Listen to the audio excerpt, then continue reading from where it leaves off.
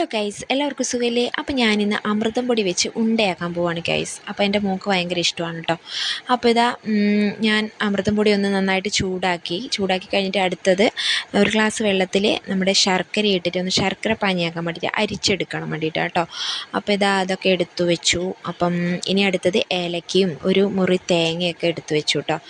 അപ്പം ഇനി നമ്മൾ അതെല്ലാം ഇതിലേക്ക് തട്ടി ഏലക്കയും തേങ്ങയും ശർക്കരയും അതൊക്കെ ഇട്ട് നന്നായിട്ടൊന്ന് മിക്സ് ചെയ്ത് കഴിഞ്ഞിട്ട് നമ്മൾ 3 ടേബിൾ സ്പൂൺ നെയ്യും കൂടി ഒഴിച്ചിട്ട് നന്നായിട്ടൊന്ന് കുഴച്ചെടുക്കുക കേട്ടോ. ആ ഒരു ചൂട് തന്നെ കുഴച്ചെടുക്കുക.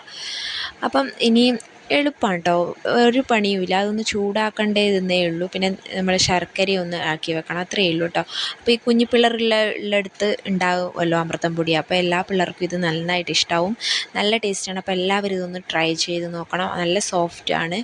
അപ്പം അത്രയേ ഉള്ളൂ ഗൈസ്, ടാറ്റാ.